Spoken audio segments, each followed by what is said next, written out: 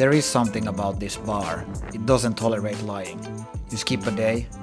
Okay, that day turns into weeks. Diet gets unchecked and weeks turn into months, and those months turn into years. So the question is, will you show up today at the bar or will you skip it? You always have an excellent excuse, or that's what you tell yourself. The choice is yours. So when it comes to long-term success in fitness, psychology almost always gets ignored. How we conceptualize and design our training regime can have a huge difference on the end result. So in this video we're going to break down and discuss how to make fitness succeed for you long-term with the help of psychology to make it into a sustainable habit. But before we dive in, I'd appreciate it if you would subscribe to the channel. Also check out below if you're interested in coaching, personalized, full or free training program, then links are below. Lots of stuff coming soon, and you can DM me on Instagram if you're interested in getting in contact regarding fitness or finance. You can find me on Instagram at @AxelMethod. So to better conceptualize our training process, I like to think of exercise as a sort of a psychological everyday hygiene, like for instance brushing our teeth or making sure, for instance, that the kitchen is clean. Key is to make this into a non-negotiable activity to stay fit and stay healthy. Of course, you might not see that short term compared to when you go to the kitchen and it's a huge mess. But all of this is always easier said than done. So you actually have to ease your way into this. That way it will become more enjoyable for you. You can't just say that, hey, I'm now gonna go full time.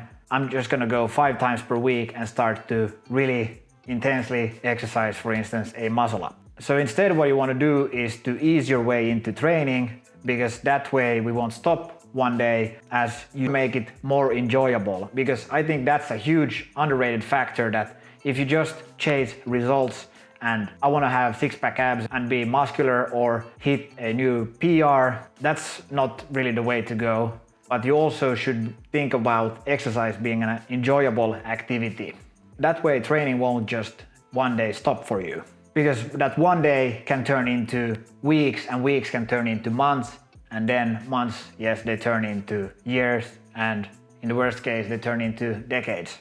Instead we want to make this into a sustainable habit of a lifetime, like we discussed in the previous video on how it actually takes 66 days into forming a new habit. This is why I think bodyweight training, also known as calisthenics, is such a powerful tool that you can do it 30 minutes to 45 minutes, or if you don't actually have time for that, then you can do daily 1-minute micro workouts called greasing the groove, which I think are groundbreaking in their simplicity. You can do it anywhere, anytime. The only barrier of entry here is actually your mind. You actually have the time to work out.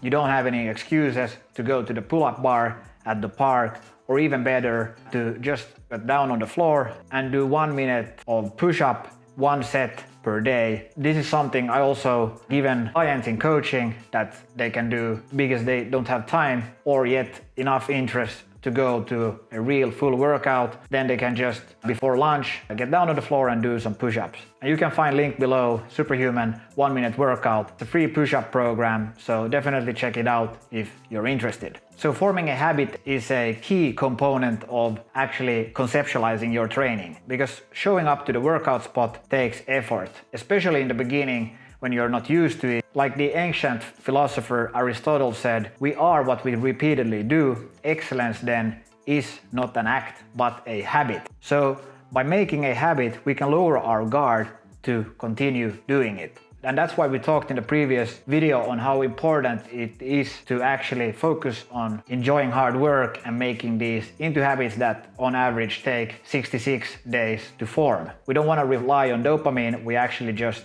want to see that we are doing things and we understand why we do these things, and then we can form new habits. So by making it into a habit, we can lower our guard so we can continue doing it. Now, staying consistent is a powerful motivator for you, because then you will start to expect success almost from all areas of your life as it becomes satisfying. As this is really important, especially in the beginning phases, so you don't just quit flat out and then you just started another training program. This is a bad habit. You want to avoid this habit at all costs, that you start another program and then you all of a sudden quit again and feel like a failure. Because this is almost, you started a new skill that could have led you to self-mastery, that you picked up, for instance, some new hobby, and then one day you have some excuse on why you shouldn't be doing it, and then those days turn into weeks and weeks turn into months, and you know the rest.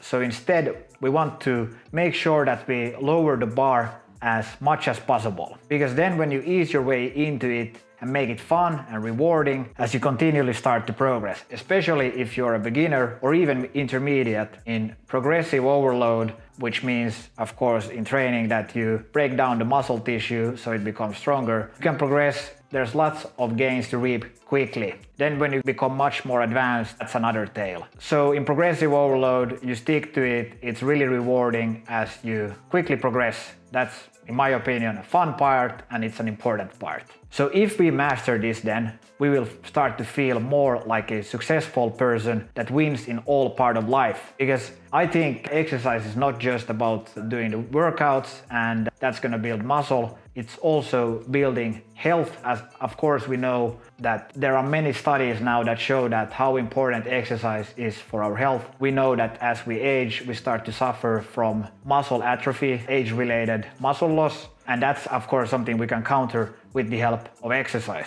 But regarding health in general, there's studies now also showing how important exercise is for our brain health and mental mind and mindset overall. That's why I think a strong body leads to a strong mind.